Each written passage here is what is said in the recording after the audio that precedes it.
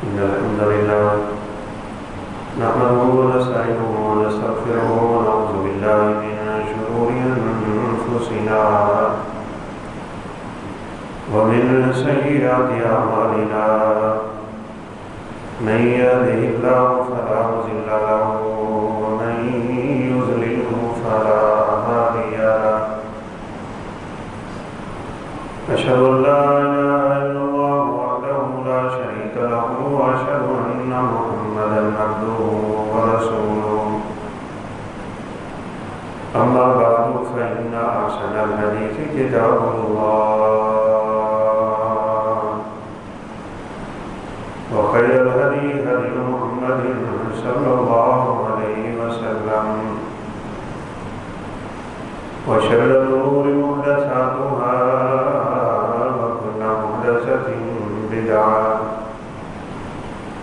وكل بدعة ضلالة وكل ضلالة في النار.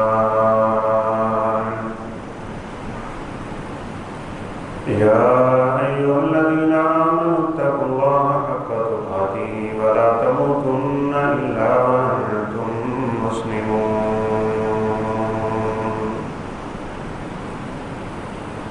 يا أيها الذين آمنوا اتقوا الله وقولوا قولا سديدا يصلح لكم أعمالكم ويغفر لكم ذنوبكم ومن يطع الله ورسوله فقد فاز فوزا عظيما. أعوذ بالله من الشيطان الرجيم. بسم الله الرحمن الرحيم.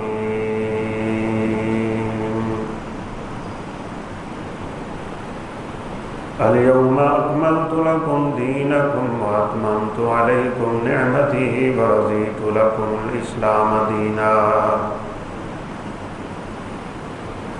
وقال النبي صلى الله عليه وسلم إن دماءكم وأموالكم وأعراضكم حرام عليكم كحرمة يومكم هذا في بلدكم هذا في شهركم هذا أو كما قال عليه الصلاة والسلام.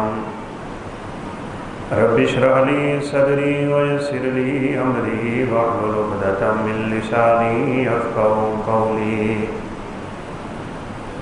رب زدني علما سبحانك لا علم لنا إلا ما علمتنا إنك أنت العليم الحكيم.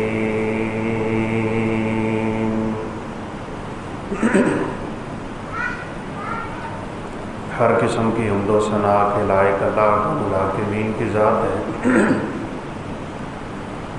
لاکھوں کروڑوں انگنت درود و سلام تاجدار انبیاء فخر الانبیاء خاتم الانبیاء والرسل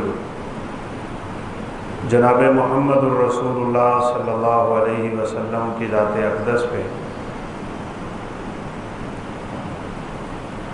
آج عید الاضحیٰ کا تیسرا دن ہے.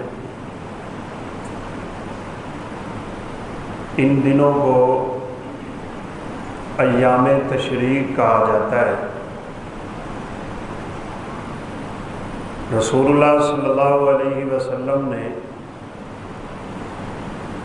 ان دنوں کے بارے میں فرمایا ہے کہ یہ کھانے پینے کے دن ہیں اور اللہ احکم الحاکمین کا شکر کرنے کے دن. ان تینوں دنوں کا روزہ رکھنا بھی منع ہے. 11, 12 اور 13 یہ عید کے دن ہی چل رہے ہیں. رسول اللہ صلی اللہ علیہ وسلم نے ان دنوں میں مختلف مقامات پہ خطبات ارشاد فرمائے ہیں. ان کو خطبہ حجۃ الوداع کے نام سے یاد کیا جاتا ہے. اس کو خطبۃ الوداع اس لیے کہتے ہیں کہ حج کے موقع پہ یہ آپ صلی اللہ علیہ وسلم کا پہلا اور آخری خطبہ تھا۔ آپ نے لوگوں کو بتا بھی دیا تھا کہ شاید آئندہ ہم دوبارہ اس طرح جمع نہیں ہو سکیں گے، اور کبھی آپ صلی اللہ علیہ وسلم نے ان الفاظ کے ساتھ بھی اپنے دنیا سے جانے کی خبر دے دی، خذوا عنی مناسککم لعلی لا احج بعد عامہم ھذا، مجھ سے حج کے طریقے سیکھ لو، شاید میں آئندہ تمہارے ساتھ حج نہ کر سکوں۔ اور یہ واقعتاً آپ صلی اللہ علیہ وسلم کا آخری حج رہا، چونکہ صحابہ کرام رضوان اللہ علیہم اجمعین کو اشارے مل گئے تھے، اس لیے وہ فرماتے ہیں کہ خطبے کے الفاظ اس طرح کے تھے، آپ کے بیان کرنے کا انداز اور ہمارے سننے کا انداز اس طرح کا تھا کہ 1,00,000 سے زیادہ صحابہ کا مجمع، اور کوئی آنکھ ایسی نہیں تھی کہ جس سے آنسو نہ بہہ رہے۔ آپ صلی اللہ علیہ وسلم کی وفات کی خبر ایک بہت بڑا حادثہ ہے، اور آپ نے کئی موقعوں پہ اس کا اشارہ دے بھی دیا تھا۔ سیدنا معاذ بن جبل رضی اللہ تعالیٰ عنہ، ان کو آپ یمن روانہ کرنے لگے۔ کیسی سیرت ہے اور کیسا اخلاق ہے اور کیسا درس ہے آپ کی زندگی میں۔ معاذ بن جبل رضی اللہ تعالیٰ عنہ سواری پہ سوار ہیں، الوداع ہو رہے ہیں، نبی کریم صلی اللہ علیہ وسلم نے ان کی سواری کی لگام کو پکڑا ہوا ہے اور ساتھ ساتھ چل رہے ہیں، اور نصیحتیں کر رہے ہیں، وصیتیں کر رہے ہیں۔ معاذ جہاں بھی رہو اللہ سے ڈر کے رہنا ہے، لوگوں کے ساتھ نرمی کرنی ہے، انہیں نماز کی ترغیب دینی ہے، ان کو بتانا ہے اسلام کیا ہوتا ہے۔ اور یوں کرتے کرتے آپ کے آخری الفاظ یہ تھے کہ معاذ اب شاید دوبارہ تیرا گزر میری قبر کے پاس سے ہوگا، یا میری مسجد کے پاس سے ہوگا، یا میری قبر کے پاس سے ہوگا۔ معاذ رضی اللہ تعالیٰ عنہ کا دل بھی انتہائی افسردہ تھا، لیکن چونکہ آپ روانہ کر رہے تھے جانا اتباع سنت، تو آپ صلی اللہ علیہ وسلم کا یہ جو خطبہ ہے، اس کے اہم نکات کو ہمیں سمجھنا بہت ضروری ہے۔ آپ صلی اللہ علیہ وسلم عرفات کے میدان میں 9 ذوالحجہ کا دن یوم عرفہ کہلاتا ہے، اور 9 ذوالحجہ اور 10 ذوالحجہ یہ دونوں دن سال کے سب سے اہم اور افضل ترین دن ہوتے ہیں۔ ہر رات اللہ پچھلے پہر نازل ہوتے ہیں اور اعلان کرتے ہیں، منادی کرتے ہیں، پکارتے ہیں، کوئی ہے مجھ سے اپنے گناہوں کی بخشش طلب کرنے والا، میں اسے معاف کر دوں، کوئی ہے مجھ سے رزق لینے والا، میں اسے رزق دوں۔ لیکن عرفہ والے دن اللہ کا نزول سورج غروب ہونے سے پہلے ہی ہو جاتا ہے۔ آپ عرفات کے میدان میں، اور ایک ایسی آیت کریمہ نازل ہوئی کہ یہودی کہا کرتے تھے اگر ہمارے مذہب میں نازل ہو جاتی نا تو ہم اس دن کو عید کا دن بنا لیتے۔ اور وہ آیت کیا تھی؟ الیوم اکملت لکم دینکم واتممت علیکم نعمتی ورضیت لکم الاسلام دینا۔ اے میرے محبوب آج میں نے اپنا دین مکمل کر دیا ہے، اس کے بعد دنیا میں کوئی دین نہیں آئے گا، جیسے آپ آخری نبی ہیں ویسے یہ آخری دین، اب قیامت کی دیواروں تک یہ دین اسلام چلے گا۔ آج میں نے اپنی نعمت پوری کر دی اور میں نے آپ لوگوں کے لیے دین اسلام کو پسند کر لیا ہے۔ دین کا مکمل ہو جانا اور مکمل کے مکمل دین کا آپ صلی اللہ علیہ وسلم کا پہنچا دینا، اس کو اللہ نے اپنی نعمت کہا ہے۔ چونکہ آپ صلی اللہ علیہ وسلم کی ذمہ داری ہی دین کی تبلیغ ہے، تو آپ نے 1,00,000 مجمع کو مخاطب کر کے کہا تھا حل بلغت، کیا میں نے یہ رب کا دین تمہیں پہنچا دیا؟ اللہ اکبر۔ نوح علیہ السلام کی جو قوم ہے نا، اتنی گئی گزری قوم ہے کہ قیامت کے دن جب نوح علیہ السلام سے اللہ تعالیٰ پوچھیں گے کہ تو نے میرا دین دنیا پہ پہنچایا تھا، حالانکہ اللہ احکم الحاکمین کو سارا علم ہے، وہ فرمائیں گے ہاں اللہ میں نے تیرا دین دنیا کو پہنچا دیا تھا۔ 950 سال دین کی تبلیغ کی، اور تبلیغ بھی اس انداز میں کی ہے کہ انی دعوت قومی لیلا و نہارا، دن نہیں دیکھا میں نے، رات نہیں دیکھی، گھر گھر جا کے، گلی گلی جا کے، محلہ محلہ جا کے میں نے فردن فردن بھی لوگوں کو دعوت دی ہے، لیکن قوم ایسی بدبخت نکلے گی جب نوح علیہ السلام کہیں گے ہاں اللہ میں نے تیرا دین پہنچا دیا تھا، تو اللہ تعالیٰ پوچھیں گے تیرا گواہ کون ہے؟ تو فرمائیں گے میری قوم میری گواہ ہے۔ اللہ احکم الحاکمین جب قوم نوح سے پوچھیں گے تو نوح کی قوم کہے گی اس نے تیرا دین ہمیں پہنچایا ہی نہیں تھا، تو اللہ تعالیٰ فرمائیں گے کہ تیری قوم تو انکار کر رہی ہے، کوئی اور بھی تیرا گواہ ہے جو اس بات کی گواہی دے کہ تو نے میرا دین پہنچایا تھا؟ ہم لوگ کتنی عظمتوں کے مالک ہیں، یقیناً ہمیں اپنی ہی رفعتوں کا پتہ نہیں۔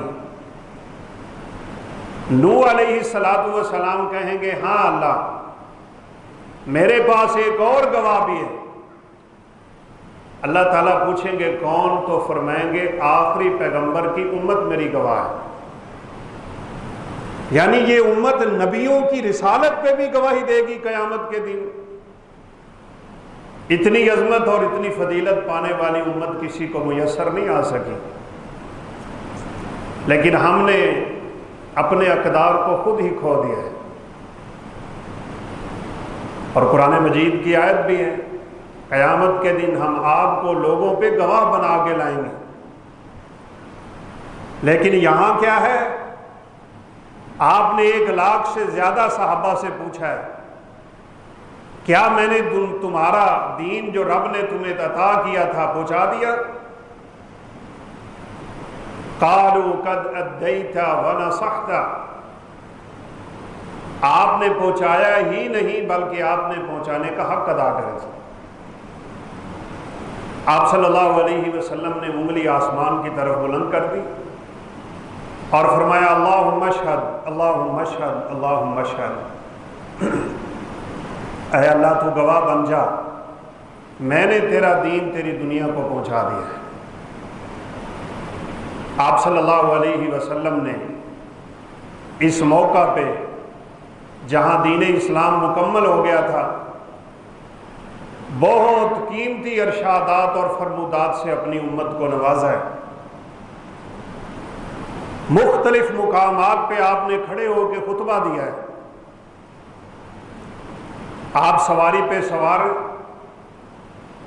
گرمی کا موسم ہے، صحابی رسول نے آپ صلی اللہ علیہ وسلم کی اونٹنی کی لگام کو تھاما ہوا ہے، اور کتنی فرما برداری ہے اور کتنی عاجزی ہے۔ فرماتے ہیں کہ اونٹنی کا لعاب میرے دو کندھوں کے درمیان گر رہا تھا، احرام پہنا ہوا ہے، عرفات کا میدان ہے، حج ہو رہا ہے، تو آپ صلی اللہ علیہ وسلم نے اس جگہ پہ کچھ خطبے میں قیمتی ارشاد دی۔ زمانہ اس وقت ایسا تھا کہ جاہلیت کے رسوم و رواج بہت عام تھے، بس لوگ یہی کافی سمجھتے تھے کہ میرا بابا ایسے کرتا ہے، میرے باپ دادا یوں کرتے ہیں۔ آپ صلی اللہ علیہ وسلم نے کھڑے ہو کے ارشاد فرمایا، آپ نے فرمایا سنو، میں نے جاہلیت کے سارے رسم و رواج آج توڑ دیے، آج کے بعد کوئی جاہلیت کا کام میرے دین میں نہیں ہونا چاہیے۔ یہ کہہ دینا کافی نہیں ہوگا کہ میرے ماں باپ یوں کرتے رہے، میرا باپ دادا یوں کرتا رہا تھا۔ دین وہی ہوگا جو کتاب و سنت میں اللہ اور اللہ کے رسول کی بات آ جائے۔ لیکن یقین مانیں آج امت میں وہی جاہلیت کی عادتیں موجود ہیں، رسم و رواج اسی طرح عام ہیں، اور زمانہ جاہلیت کی حرکتیں اسی طرح امت مسلمہ میں پائی جا رہی ہیں۔ حسب و نسب پہ فخر کرنا، اپنے خاندان کے بڑا ہونے کا دوسرے کو تانا دینا، اور نچلی ذات کے لوگوں کا بعض دفعہ اپنے آپ کو خواہ مخواہ کسی کے خاندان میں منسوب کر لینا، یہ ان لوگوں کی عام حرکتیں تھیں۔ آپ آج بھی دیکھ لیں، نبی صلی اللہ علیہ وسلم نے فرمایا یا ایھا الناس، آپ اس خطبے کو اگر دیکھیں گے نا، آپ نے کسی بھی جگہ پہ کسی قبیلے کو نہیں بلایا، یا ایھا الناس کہا، اے لوگوں، لوگوں میں غریب بھی ہیں، امیر بھی ہیں، کالے بھی ہیں، گورے بھی ہیں، حبشی بھی ہیں، عربی بھی ہیں، اجمی بھی ہیں۔ آپ ہمیشہ یا ایھا الناس کہہ کے پکارتے رہے، صرف یہ بتلانے کے لیے کہ اسلام میں کسی گورے کالے کا کوئی امتیاز نہیں ہے، کسی عربی کو کسی اجمی پہ اور اجمی کو کسی عربی پہ کوئی فوقیت نہیں ہے۔ اور آپ نے فرمایا بھی تھا ان الہکم واحد، سنو تمہارا رب ایک ہے، تمہارا دین ایک ہے، تم ایک ملت کے لوگ ہو، لا فضل لعربی علی عجمی ولا لعجمی علی عربی ولا لاسود علی احمر ولا لاحمر علی اسود الا التقوی۔ کسی کالے کو گورے پہ یا گورے کو کالے پہ کوئی امتیاز نہیں رہا، عربی کو اجمی یا اجمی کو عربی پہ کوئی فوقیت نہیں ہے، سوائے ایک بات کے کہ جس کو اللہ نے تقوی کی دولت نصیب فرما دی ہو۔ اب رب کی نظر میں محبوب تقوی والے لوگ ہیں، وہ جس مرضی ذات پات سے تعلق رکھتا ہے، وہ جس مرضی کنبہ و قبیلہ سے تعلق رکھتا ہے، وہ جس مرضی خاندان یا علاقے سے تعلق رکھتا ہے، حسب نسب آج کے بعد نہیں دیکھا جائے گا۔ لیکن ہمارے ہاں تو نہ ٹوٹ سکا، ہم تو اڑ جاتے ہیں نا، میں نے بچی کا رشتہ کرنا ہی اپنے خاندان میں ہے، ہم تو ابھی خاندان کی جاہلیت کی رسمیں مٹا نہ سکے جن کو اللہ کے پیغمبر نے فرمایا تھا آج میں نے جاہلیت کے سارے کام اپنے قدموں کے تلے رون دیے، کوئی جاہلیت کا کام نہیں رہ جائے گا۔ لیکن امت پلٹ کے آگے پھر اسی پہ، کون جانتا ہے آدم علیہ السلام کون تھے؟ آپ نے فرمایا تھا ان اباکم واحد، تمہارا باپ ایک ہے۔ کوئی بندہ کھڑا ہو کے بتائے حضرت آدم علیہ السلام کی ذات کیا تھی؟ یہ ذاتوں اور پاتوں کے تعلق اور اسی پہ حسب اور نسب پہ فخر کر لینا، یہ تو آقا علیہ السلام نے فرمایا تھا نا، 4 جاہلیت کے ایسے کام ہیں جو میری امت نے چھوڑنے نہیں، لگے رہے، الطعن فی الانساب والفخر فی الاحساب والنیاحۃ علی المیت، ایک تو یہ رونا پیٹنا نہیں چھوڑیں گے، جب کوئی دنیا سے جائے گا نا تو عورتیں بین کریں گی، لوگ بھی اس انداز میں روئیں گے کہ جس کو بین کہا جاتا ہے، اور اس پہ سخت وعید بھی آپ صلی اللہ علیہ وسلم نے سنائی، نوحہ کرنے والی، بین کرنے والا یا بین کرنے والیاں۔ آپ نے فرمایا اگر توبہ کیے بغیر مر گئے، قیامت کے دن اللہ انہیں جہنم کی لک کا لباس پہنا دے۔ کبھی سڑک پہ پڑے ہوئے استار پول یا لک کے قریب جا کے دیکھو حالت کیا ہو جاتی ہے، اور جہنم کی لک، اس کا لباس کیسے چمڑے کو ادھیڑ کے رکھے گا۔ یہ نوحہ کرنے والیاں اور کرنے والے اگر باز نہیں آتے تو ان کا یہی انجام ہے، لیکن آپ نے فرمایا یہ چھوڑیں گے نہیں، اور پھر یہ اپنے خاندانوں پہ بڑا فخر کریں گے، بڑے عجیب سے انداز میں بتاتے ہیں اور کہتے ہیں تینوں پتہ نہیں میں کون ہوں، تو کون ہے؟ ایک حقیر اور گندے پانی کا نطفہ ہے تو، اور مٹی میں گل جائیں گی تیری ہڈیاں، بس یہ تو ہے، اور تو ہے کیا؟ کیا انسان کی حیثیت ہے اور کیا وقت ہے؟ یہ بیچارہ شیطان کے نرگے میں جا کے اپنی خواہش پرستی پہ، انا پرستی پہ بولتا ہے اور فخر اور تکبر کرتا ہے، جس کو نبی صلی اللہ علیہ وسلم نے خطبہ حجۃ الوداع میں اپنے قدموں میں رون دیا تھا، یہ اسی کو دوبارہ اچھالتا ہے۔ فرمایا تم دوسرے لوگوں کے حسب نسب پہ تان بھی کرو گے، یہ بھی تمہاری عادت نہیں جانی۔ نچلی ذات والوں کو یوں دیکھتے ہیں جیسے حقیر لوگ دیکھتے ہیں۔ یہ زمانہ جاہلیت کی عادتیں تھیں۔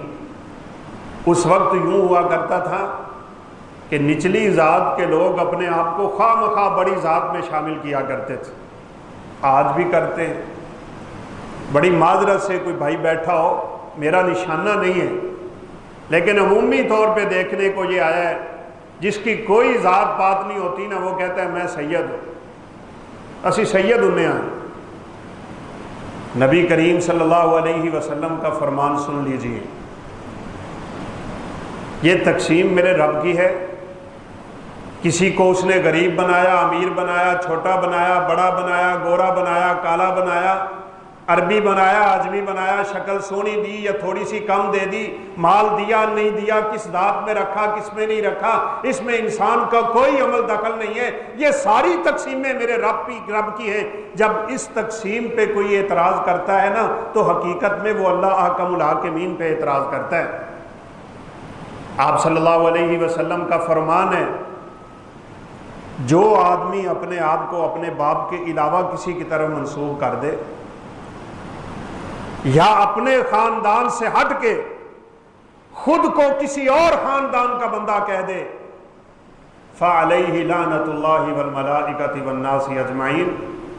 یہ آپ نے خطبہ حجۃ الوداع میں ہی کہا تھا، اپنے باپ کے علاوہ کسی کی طرف منسوب کرنا کہ یہ میرا باپ نہیں ہے، میرا باپ فلاں ہے، یا اپنا خاندان چھوڑ کے اپنے آپ کو کسی اور خاندان کی طرف منسوب کرنے والا، اس پہ رب العالمین کی، اس کے فرشتوں کی اور ساری کائنات کے لوگوں کی لعنت برستی، قیامت کے دن بھی برسے گی۔ کیا ہوا اس میں حیثیت کیا رہ جاتی ہے؟ بتا دیں اس میں کیا حرج ہے؟ وہ بھی اسی طرح کرتے تھے، آج بھی امت مسلمہ اسی طرح کرتی ہے۔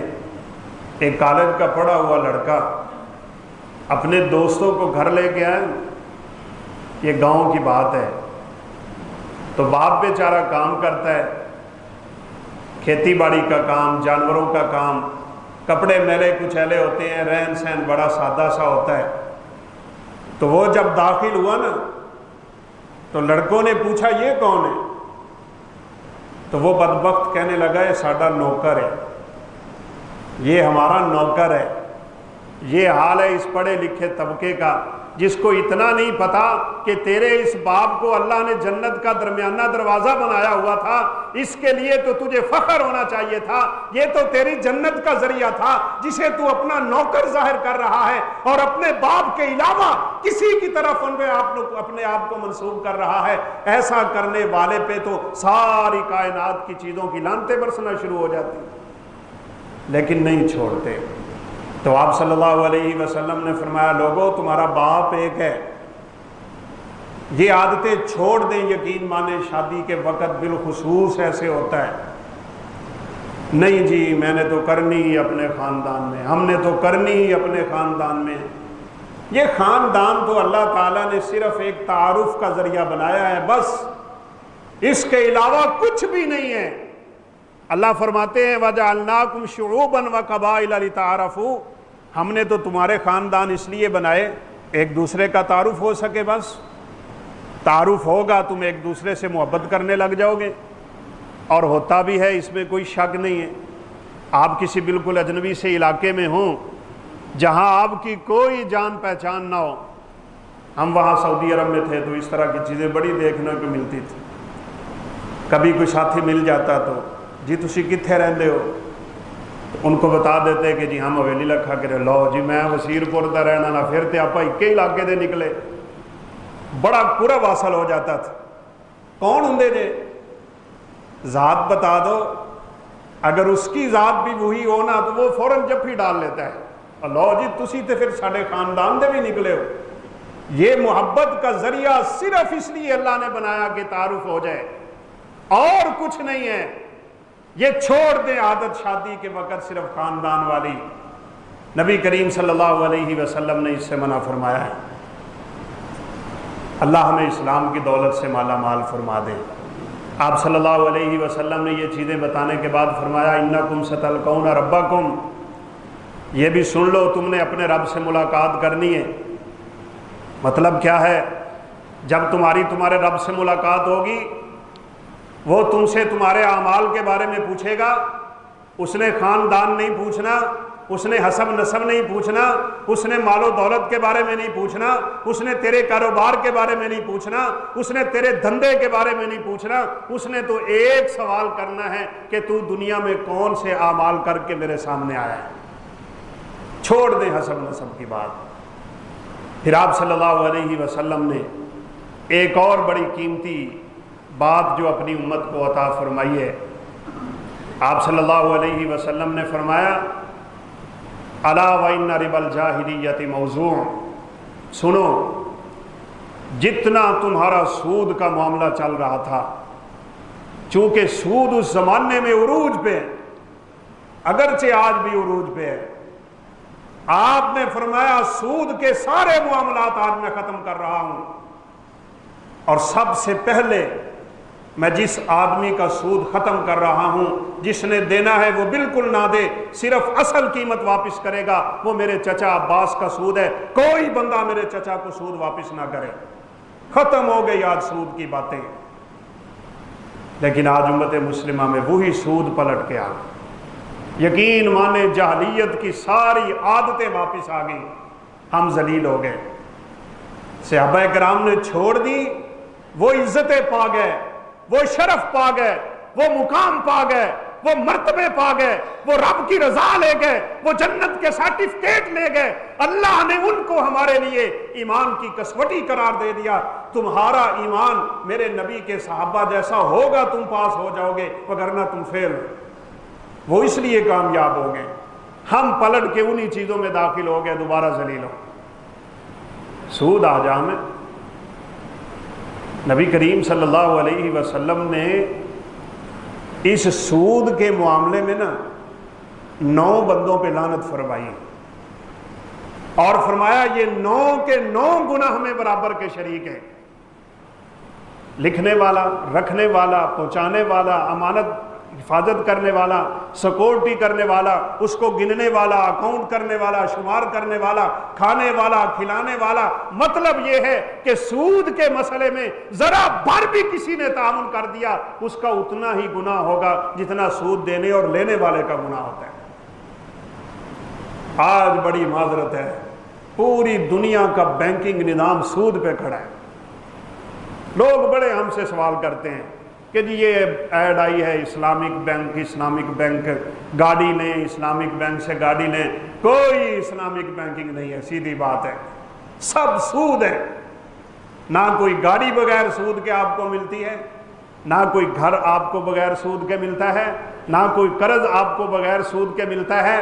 ایسے چکر درمیان میں رکھے ہوتے ہیں، کہیں انشورنس کے نام پہ، کہیں اسٹیٹ لائف کے نام پہ، کہیں کرائے کی مد میں، کہیں کدھر ادھر ادھر کر کے انہوں نے آپ سے سود لینا ہی لینا ہوتا ہے۔ نبی صلی اللہ علیہ وسلم نے فرمایا سود کے 70 گناہ ہیں، 70، ان میں سے سب سے ہلکا گناہ یہ ہے کہ انسان اپنی ماں سے زنا کر لے۔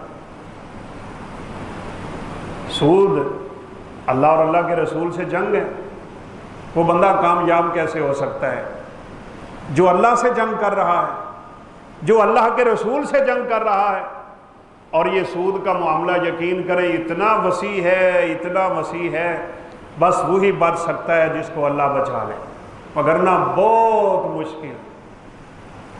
کسی شخص نے کسی کو یہ کہہ دیا نا کہ یار میرا کام نہیں ہو رہا، تیری وہاں بات چلتی ہے، تو میری سفارش کر دے، چلے میرا کام ہو جائے گا۔ اس کے کہنے پہ وہ کام ہو گیا، وہ مٹھائی لے کے اس کے گھر پہنچ جاتا ہے۔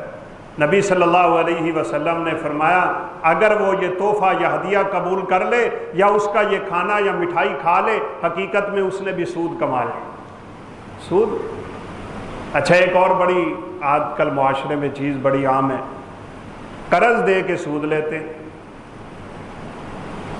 ظاہراً وہ خیر خواہی کر رہے ہوتے ہیں، اخباروں پہ اشتہار آیا ہوا ہوتا ہے قرض ہم سے لیں، 1 لاکھ دیا ہے، سال بعد 1,20,000 لے گا۔ بھائی کس چکر میں پڑ گئے ہو؟ 1 لاکھ روپیہ اگر کوئی شخص کسی کو قرض دے دے نا، یہ اتنی فضیلت والی بات ہے۔ ایک مسلمان بھائی کا کام آپ نے کر دیا، 1 سال کے لیے آپ نے دے دیا۔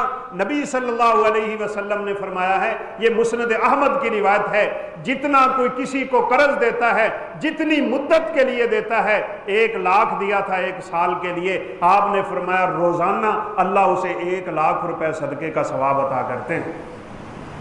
تو 20,000 واپس لے کے اپنے سال بھر کے صدقے کا اجر ہی اڑانا چاہتا ہے، پھر پیسہ بھی حرام، اور پھر تجارتیں اور کاروبار بھی بے برکتیں، اور اللہ کے رسول سے جنگ۔ 1 لاکھ کا روزانہ صدقے کا ثواب لگاؤ، بات کہاں جاتی ہے؟ اور بات یہاں رکی نہیں ہے۔ نبی کریم صلی اللہ علیہ وسلم کا فرمان ہے اگر وہ وقت مقررہ پہ ادائیگی نہ کر سکا، مدت بڑھ گئی، اس نے مزید 6 ماہ کی مہلت لے لی اور قرض دینے والے نے مہلت دے دی، آپ نے فرمایا وہ مقررہ وقت گزرنے کے بعد اللہ اسے 2 گنا صدقے کا ثواب عطا کرنا شروع ہو جاتے ہیں۔ اب تجھے روزانہ 2 لاکھ ثواب مل رہا ہے صدقہ کرنے کا، کیا کرنا ہے 20,000 لے کے؟ جیسے دیا تھا اتنا ہی لینا ہے، سیدھی بات ہے۔ اور یہ سود کا معاملہ بھی بڑا وسیع ہے، انشاءاللہ اس موضوع پہ زندگی رہی تو کوئی جمعہ بھی پڑھائیں گے۔ ایک بات آپ یاد کر لیں بس، 6 چیزیں تو بالکل سود ہوتی ہیں: سونا، چاندی، اور اس کی جگہ پہ آج کل نقدی ہے، گندم، چاول، جو، کھجور، نمک، یہ 6 چیزیں میرے پیغمبر نے بتائی ہیں۔ سونا سونے کے بدلے، چاندی چاندی کے بدلے، نقدی نقدی کے بدلے، چاول چاول کے بدلے، گندم گندم کے بدلے، کھجور کھجور کے بدلے، جو کے بدلے، نمک نمک کے بدلے۔ اگر آپ نیچے اوپر کر کے لیں گے تو آپ سود لے رہے ہیں، بس سیدھی بات ہے۔ کہتے نہیں ہوں تو لے جا 4 من لے جا، تو پھر جدو اترے گی مینوں 6 من دے دیں، یہ 2 من تو کس کا لے رہا ہے بھائی؟ یہ ساری سودی معاملات ہیں۔ تو اس کے لیے بہترین حل یہ ہوتا ہے، آپ جو کاروبار کر رہے ہیں جہاں آپ کو ڈاؤٹ ہے، آپ کسی عالم دین سے پوچھ کے اپنی کمائی بالکل حلال کی کریں جس میں ذرا بھر کوئی شک نہ رہ جائے۔ تو آپ صلی اللہ علیہ وسلم نے اس موقع پہ سود کو اپنے قدموں کے تلے روندا ہے، اور اپنے ہی گھر کا سود سب سے پہلے معاف کیا تھا۔ قتل و غارت بڑی عام تھی، تو آپ صلی اللہ علیہ وسلم نے یہاں 3 چیزیں بیان کی ہیں، وقت ختم ہو رہا ہے۔ ان 3 چیزوں پہ بھی آپ نے اور میں نے خصوصی توجہ رکھنی۔ آپ صلی اللہ علیہ وسلم نے فرمایا ان دماءکم واموالکم واعراضکم حرام علیکم کحرمت یومکم ھذا فی بلدکم ھذا فی شہرکم ھذا۔ آپ نے صحابہ سے پوچھا تھا بتاؤ یہ آج کون سا دن ہے، بتاؤ یہ کون سا مہینہ ہے، بتاؤ یہ کون سی گھڑی ہے، بتاؤ یہ کون سی جگہ ہے۔ صحابہ خاموش ہیں کہ شاید آج مہینے کا نام بدل جائے گا، شاید آج دن کا نام بدل جائے گا، شاید آج جگہ کا نام بدل جائے گا۔ آپ نے پوچھا کیا یہ عرفات کا میدان نہیں ہے؟ کیا یہ حج کا موسم نہیں ہے؟ کیا یہ حرمت والا مہینہ نہیں ہے؟ کیا یہ عزت والی جگہ نہیں ہے؟ کیا یہ بیت الحرام کا پڑوس نہیں ہے؟ جس طرح یہ مہینہ حرمت والا، یہ شہر حرمت والا، یہ دن حرمت والا، یہ گھڑی حرمت والی، یہ جگہ حرمت والی ہے، اسی طرح ایک بندہ مسلمان کی تین چیزیں اللہ نے تم سب لوگوں پہ ایک دوسرے کی حرام کر چھوڑی۔ دماءکم، تمہارا خون ایک دوسرے پہ حرام ہے۔ اور زمانہ جاہلیت کے جتنے خون تھے نا، آپ صلی اللہ علیہ وسلم نے فرمایا وہ بھی میں نے اپنے قدموں کے تلے رون دیے ہیں۔ میں سب سے پہلے اپنے ہی خاندان کے آدمی کا خون معاف کر رہا ہوں، وہ ربیعہ بن حارث کا خون ہے۔ وہ دودھ پیچھے پیچھے کو حذیل قبیلے کے لوگوں نے قتل کیا تھا، لہذا اس کا بدلہ نہیں لیا جائے۔ ایک بات پہ لڑائی چلتی تھی اور صدیوں چلتی تھی۔ آج آپ دیکھ لیں ماشاءاللہ ہماری امت کا کیا حال ہو چکا ہے۔ یہ پچھلے دنوں ویلنے والے گنے پہ لڑائی ہوئی صرف اس وجہ سے کہ تو نے مجھے وہ جوس جو ہے رس ہے ٹھنڈا نہیں دیا، اس میں برف نہیں ڈالی، اسی بات پہ لڑتے لڑتے بندہ مار دیا۔ یہ امت کا حال، وہی جاہلیت کی رسمیں، وہی جاہلیت کے طریقے، وہی جاہلیت کے دور واپس پلٹ آئے اور امت مسلمہ رب کعبہ کی قسم رب کی ناراضگیوں کا شکار ہے۔ خون سے بچو، کدھرے دیکھو تو لڑائی لڑائی، سر پاڑی کھڑے ہوئے۔ بلکہ ابھی ایک بھائی بتا رہے تھے کتنی شرم کی باتیں ہیں کہ یہ جانور جو ذبح ہوا نا قربانی کا، اس کے کھراوڑوں پہ لڑائی ہو گئی اور جن لوگوں کے آپس میں حصے تھے انہوں نے مار مار کے ایک دوسرے کا سر پھوڑ دیا ہے۔ یہ قربانی ہو رہی ہے، یہ سنت ابراہیمی تازہ ہو رہی ہے ماشاءاللہ۔ تو یہ خون کے قطرے قیامت کے دن بڑا پریشان کریں گے۔ نبی صلی اللہ علیہ وسلم نے فرمایا جس کو دنیا میں قتل کر دیا گیا ہوگا نا، یہ بڑے ہیبت ناک انداز میں قیامت کے دن آئے گا۔ اپنا سر اس نے اپنے ایک ہاتھ میں پکڑا ہوا ہوگا اور دوسرے ہاتھ میں اس نے قاتل کا گریبان پکڑا ہوگا اور اللہ کے دربار میں آ کے یہ مطالبہ کرے گا یا اللہ اس سے میرا حق لے کے دے۔ کیا ہوگا وہاں پہ؟ قیامت کے دن سب سے پہلا حساب خون کا ہے، خون کا۔ ایک حدیث میں نماز کا ہے، ایک حدیث میں ہے سب سے پہلا سوال خون کا ہوگا۔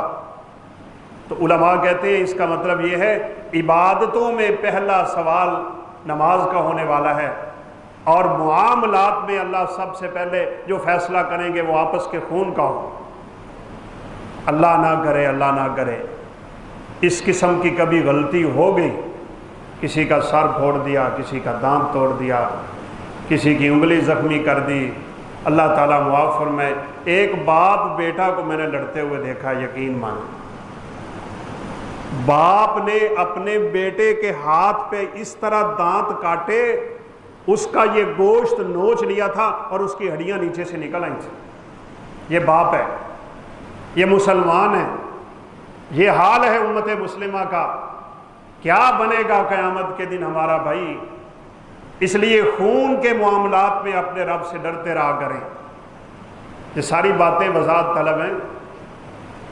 ایک بندہ اگر کوئی کسی کا ناحق مار دے نا، ہوتے ہی سارے ناحق ہیں، سیدھی سی بات ہے، صرف 3 بندوں کو مارنا حقاً جائز ہے، اور وہ بھی حکومت کی ذمہ داری ہے، کسی اور کی نہیں۔ حکومت کا کام ہے اللہ کی حد نافذ کرے۔ شادی شدہ اگر زنا کر لیتا ہے اس کو قتل کیا جائے گا، جو کسی کو قتل کرتا ہے ناحق اس کو قتل کیا جائے گا، اور تیسرا وہ آدمی ہے جو دین اسلام سے پھر کے مرتد ہو جاتا ہے اس کو قتل کر دیا جائے گا۔ یہ واجب القتل لوگ ہیں، یہ باقی کہاں سے کام چلا ہوا ہے؟ یہ آپ کے چند مہینے پہلے کی بات، بینک مینیجر نے اتنی بات کی ہے بینک میں کہ اللہ کے علاوہ اس دنیا میں کوئی مشکل کشا نہیں ہے، باڈی گارڈ نے گولی مار دی، یہ گستاخ ہے۔ ولی دیتے ہیں، ہمارے پیر دیتے ہیں یہ ولیوں کا گستاخ ہے، یہ نبیوں کا گستاخ ہے، اور ہماری عوام اتنی اندھی اور اتنی گئی گزری ہو گئی ہے کہ جب اس کو پیشی کے لیے لایا جا رہا تھا، لوگوں نے پولیس کے شکنجے سے اس کو چھڑا کے، اس کے بوسے دے کے، اس کے اوپر پھولوں کی پتیاں نچھاور کر کے اس کے حق میں نعرے لگائے کہ یہ سچا عاشق رسول ہے، نعوذ باللہ من ذالک۔ ناحق خون کیے بیٹھا ہے اور لوگ اس کو ہیرو بنائی بیٹھے ہیں۔ یہ تکفیری مسئلے، یہ دھماکے، یہ مسلمانوں کی گردنیں اڑانا، یہ آج کل جو نظام چلا ہوا ہے، اس کا قیامت کے دن حساب بڑا شدید ہو جائے گا بھائی۔ سیدھی بات ہے، ہمارے ہاں یہ معاملے بڑے عام ہیں۔ اللہ تعالیٰ خونوں کے بدلے ہمیں معاف کرنے کی اور ان کی حفاظت کرنے کی توفیق نصیب فرما دے۔ دماءکم و اموالکم، دوسری چیز رسول اللہ صلی اللہ علیہ وسلم نے فرمایا تمہارے مال ایک دوسرے پہ حرام ہے، کسی سے کچھ لینا ہے حلال طریقے سے لے لو۔ تجارت اللہ نے حلال کر دی، مزدوری اللہ تعالیٰ نے حلال کر دی، ہنر اللہ تعالیٰ نے حلال کر دیا۔ کسی کے ہاتھ میں 1 روپیہ بھی ہے وہ آپ کے لیے حرام ہے۔ اگر آپ لینا چاہتے ہیں تو حلال طریقے سے لیں گے، بس وہ آپ کو تحفہ دے دے ٹھیک ہے، آپ کو ہدیہ دے دے ٹھیک ہے، آپ کو وراثت میں مل جائے ٹھیک ہے، وگرنہ اس کے کمانے کے حلال ذریعے اختیار کرو، وگرنہ سب کے سب ذرائع حرام ہیں۔ اور آپ نے فرمایا تمہارا مال ایک دوسرے پہ حرام۔ قیامت کے دن سوال ہو جائے کہاں سے کمایا تھا، کہاں لگایا تھا؟ یہ چوریاں، یہ ڈاکے، یہ ڈنڈیاں مارنا، دھوکے دینا مسلمانوں کو، فراڈ لگانا اپنی تجارتوں میں اور ایک دوسرے کو دھوکہ دے کے پیسہ کما لینا، یہ قیامت کے دن بڑا شدید معاملہ بن جائے گا بھائی۔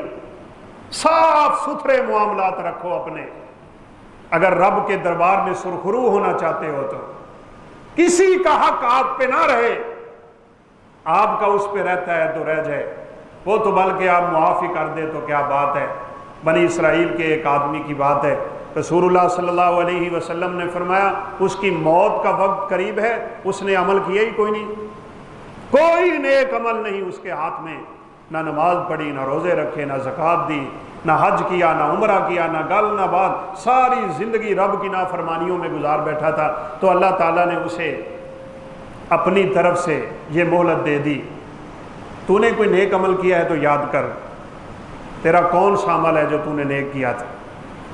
اس نے یاد کر کر کے اپنے بچوں کو بلایا اور بلا کے کہا بیٹا تمہیں پتہ ہے میں لوگوں کے ساتھ معاملات کرتا تھا، بھائی دنیا میں کوئی شخص ایسا نہیں ہے جس کا دوسرے سے معاملہ نہ ہو، اس کے بغیر دنیا نہیں چلتی، لیکن اپنے معاملات شیشے کی طرح صاف رکھو۔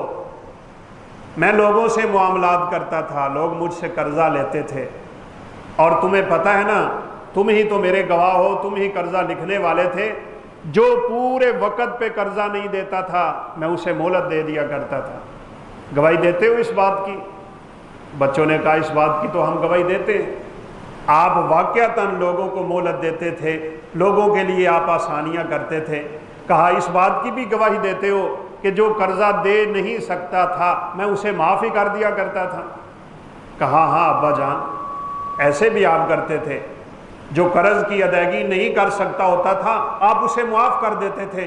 نبی صلی اللہ علیہ وسلم نے فرمایا اللہ تعالیٰ نے فرشتوں کو آواز دے دی، کہا یہ میرا بندہ میرے بندوں کو معاف کرتا تھا، میں رب العالمین اس کو معاف کر رہا ہوں، اسے اٹھاؤ اور میری جنت میں پہنچا۔ اور ایک حدیث تو ہے بس اللہ ہمیں اپنی رحمت میں لپیٹ لے، اللہ کا ایک بندہ ایسا بھی ہے جس کا کوئی عمل ہی نہیں ہوگا، اللہ فرمائیں گے اس کو میری جنت میں لے جاؤ۔ بس یہ رب کے فیصلے ہیں۔ معاملات ذرا سیدھے کر لو، اگر معاملات بگڑے ہوئے لے کے اس دنیا سے چلے گئے نا، رب کعبہ کی قسم ہے چھٹکارا نہیں ہے۔ نماز رب کی ہے، روزہ رب کا ہے، حج رب کے لیے ہم کرتے ہیں، قربانی رب کے لیے ہم کرتے ہیں، عمرہ رب کے لیے ہم کرتے ہیں۔ وہ اللہ اپنے اور بندے کے مابین معاملات کو معاف کر دیتا ہے، لیکن لوگوں کے معاملات اللہ معاف نہیں کرتے۔ وہ لوگوں نے معاملات صاف کرنے ہیں اور وہ تو نے صاف کرنے ہیں۔ اس لیے یہ معاملہ بڑا سنگین ہے، خون کا معاملہ، مال کا معاملہ، پیسہ دولت، بالکل کلیئر ہو کے جائیں اس دنیا میں آپ نے جب جانا ہے۔ اور آخری چیز عزت ہے۔ آپ نے فرمایا دماءکم و اموالکم و اعراضکم، تمہاری عزتیں تمہارے لیے حرام ہیں۔ کیا مطلب ہے؟ کسی کو بے عزت نہ کیا کریں۔ یہ مسلمان کا شیوا نہیں ہے کہ وہ اپنے بھائی کے لیے ایسے الفاظ استعمال کرے، ایسا لہجہ استعمال کرے، ایسا انداز اختیار کرے، ایسی حرکتیں کرے کہ جس سے اس کے مسلمان بھائی کی عزت پامال ہوتی ہے۔ اگر کسی کی عزت پامال کر دی تو قیامت کے دن اس معاملے میں بھی انسان پھنس جائے۔ اس لیے یہ جو معاملہ ہے نا ویسے عزت کا، یہ بہت زیادہ سنگین۔ آخری بات ہے، میں بات ختم کرتا ہوں، وقت ختم ہو رہا ہے۔ کوئی ایسا معاملہ نہیں ہے جہاں دو سے زیادہ گواہ چاہیے۔ دو بندے گواہی دے دینا کسی بھی جگہ پہ، کسی بھی معاملے میں، شریعت فیصلہ کر دیتی ہے۔ لیکن یہ عزت کا معاملہ ایسا خطرناک معاملہ ہے، یہاں 4 گواہ چاہیے، 2 نہیں، 4 گواہ چاہیے۔ اور دیکھیے میرا رب آپ سے اور مجھ سے کیا چاہتا ہے۔ اللہ نہ کرے آپ کی نظر ایک آدمی پہ پڑ گئی جو برا عمل کر رہا ہے، مرد و عورت ہیں، برائی میں مبتلا ہیں، اللہ نہ کرے، آپ کی نظر پڑ گئی، آپ آواز نہیں بلند کر سکتے، آپ کہہ نہیں سکتے کسی کو کہ اس نے زنا کیا تھا۔ آپ صرف اس صورت میں کہہ سکتے ہیں کہ آپ کے پاس 4 گواہ ہیں۔ اگر تو 4 گواہ ہیں تو آپ بات کریں، وگرنہ شریعت کہتی ہے آپ نے بات کی، آپ کی کمر پہ شرعی طور پہ 80 کوڑوں کی سزا ہے، شریعت 80 کوڑے جاری کر دے گی۔ تجھے کیسے جرت ہوئی یہ عزت کا معاملہ اچھالنے کی؟ چپ رہو۔ ویسے بڑی سوچنے کی بات نہیں ہے، دیکھ لیا ہے، کام ہو رہا ہے، فی الواقع اور فی الحقیقت ہے۔ یہ یہاں بولے تو 80 کوڑے، اور کسی نے کیا ہی نہ ہو اور یہ اس پہ الزام لگاتا ہے۔ جھوٹ بولتے ہو، جھوٹی گواہیاں دیتے ہو، اور عدالت میں جا کے جھوٹے بیان ریکارڈ کرواتے ہو، لوگوں کی عزتوں سے کھیلتے ہو، لوگوں کے مالوں سے کھیلتے ہو، لوگوں کے خونوں کے لیے جھوٹی گواہیاں دیتے ہو۔ رسول اللہ صلی اللہ علیہ وسلم نے 7 بڑے گناہ گنوائے تھے جو انسان کی زندگی میں آ جائیں اس کی نیکیاں ساری برباد ہو جاتی ہیں، جن میں آپ نے فرمایا شرک ہے، جادو ہے، یتیم کا مال کھانا ہے، کسی ناحق کا خون کرنا ہے، اسی طرح والدین کی نافرمانی کرنا ہے۔ یوں کرتے کرتے آپ نے فرمایا ایک پاک دامن کسی پہ بھی الزام لگانا ہے۔ اور 7ویں چیز جب آپ بیان کرنے لگے نا، آپ ٹیک لگا کے بیٹھے تھے، آپ نے ٹیک چھوڑ دی، آپ سیدھے ہو گئے، اس بات کو دہرایا، اتنا دہرایا، صحابہ کہتے ہیں کہ ہم تمنا کرنے لگ گئے تھے آپ کیسے خاموش ہوں گے اور کب خاموش ہوں گے۔ آپ بار بار یہی کہتے رہے، الا و شہادت الزور، الا و شہادت الزور، الا و شہادت الزور۔ اس کلمے کو دہراتے ہی رہے، آپ دہراتے ہی رہے۔ آپ نے فرمایا اس کا مطلب یہ ہے خبردار کبھی جھوٹی گواہی نہ دینا۔ آج کیا ہے ماشاءاللہ، آپ کو پتہ ہے عدالتوں میں کیا ہو رہا ہے؟ چنگے بھلے پڑھے لکھے دیندار لوگ صرف اپنے خاندان، اپنا مذہب، اپنا چکر، اپنی کرسی، اپنے رولے، ان کے پیچھے جا کے عدالت میں رب کعبہ کی قسم کھڑے ہو کے جھوٹی گواہیاں دیتے ہیں۔ کوئی شرم و حیا نہیں آتی اور رب کا کوئی خوف نہیں رہ جاتا۔ تو یہ معاملات نبی صلی اللہ علیہ وسلم نے بڑی سختی سے حجۃ الوداع کے موقع پہ ان سے روکا ہے۔ کچھ اور بھی چیزیں ہیں، انشاءاللہ زندگی رہی تو آئندہ سے آئندہ جمعے ہم بیان کریں گے۔ اللہ حکم الحاکمین سے دعا ہے کہ وہ ہمیں صحیح معنوں میں اسلام کے دائرے میں داخل ہونے کی توفیق نصیب فرمائے۔ جاہلیت کے رسم و رواج سے اللہ ہمیں بچا لے، بدعات و شرکات سے امت مسلمہ کو اللہ حکم الحاکمین محفوظ فرمائے۔ وآخر دعوانا ان الحمد للہ رب العالمین۔